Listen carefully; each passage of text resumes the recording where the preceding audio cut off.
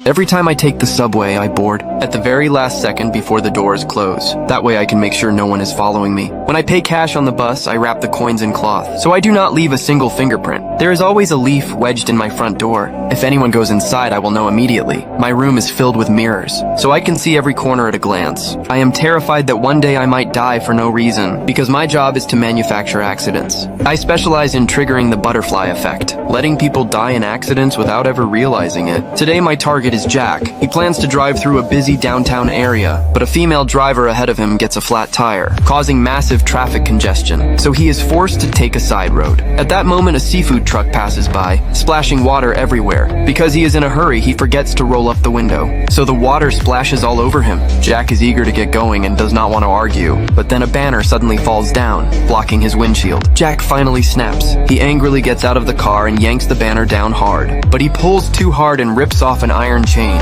which crashes through the glass window. In an instant, countless sharp shards of glass fall down and kill him on the spot. The seafood truck driver Jason, the woman with the flat tire Annie, and John who loosened the banner are all my longtime partners. As long as the money is right, we can make anyone die in an accident. But after this job succeeds, I say Jason needs to be kicked out of the team. Then I pull a cigarette butt from my pocket. It is something Jason accidentally dropped at the accident scene. Jason knows that getting kicked out means being dealt with, so he immediately pleads his case and swears he will never smoke again for the rest of his life. The reason I treat Jason this way is because I know in our line of work, if we do not control every detail, then accidents can happen to us at any time. Soon another job comes in. The client wants to kill his paralyzed father. I then discover he bought a massive insurance policy for his dad. I know right away he is trying to commit insurance fraud, so I immediately start planning the old man's death. I memorize the old man's daily routine, and then I come up with a plan. Every night Jack takes the old man out for a walk, and they always pass under a set of power lines.